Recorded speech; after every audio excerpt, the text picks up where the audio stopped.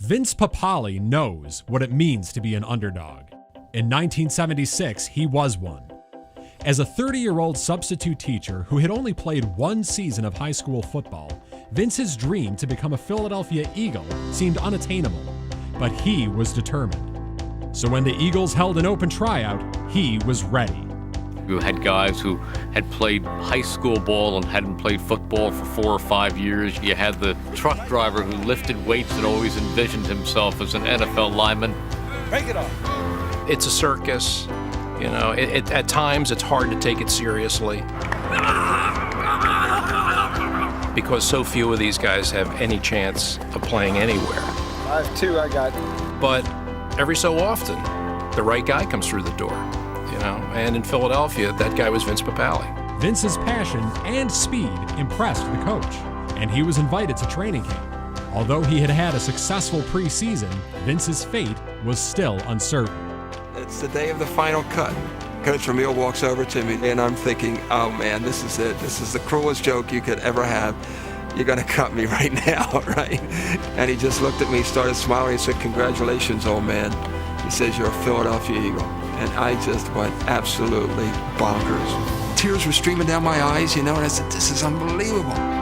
On September 19th, 1976, Vince, a lifelong fan and season ticket holder, suited up as a Philadelphia Eagle for the first time. I mean, here you have, Vince, the Philadelphia guy from the 700 level, in his first game, regular season game, at the Vet, makes a very big play where he goes downfield and hits Robinson, forces a fumble, recovers, and sets up what proves to be the insurance touchdown in that game. And he started to really excel.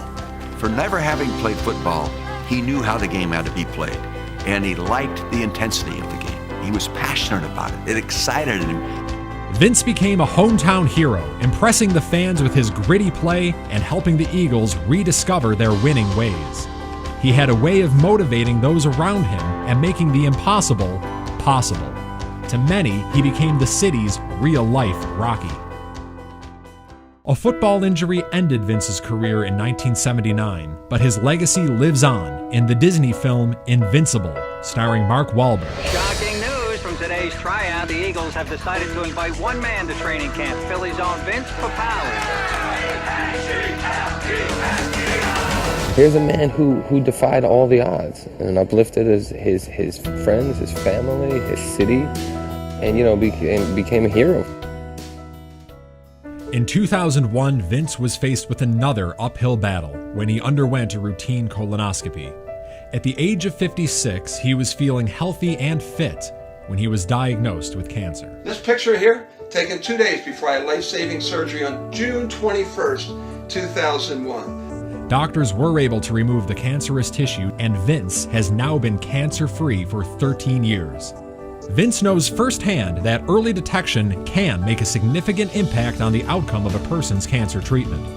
Today, he is a passionate advocate for the public to undergo regular screenings. So it's all about screening, baby. We've got all this research and all these great techniques out there, but they can't use them unless they find out what you have. And it all again comes about because you got to go out and take that test. Now, as a motivational speaker and advocate, Vince is able to touch cancer patients, caregivers, and survivors with his compassion and humor, showing them that they too can have courage in the face of adversity. In 1976, I dreamt of becoming a Philadelphia Eagle. And now, 30 years later, people are calling me invincible.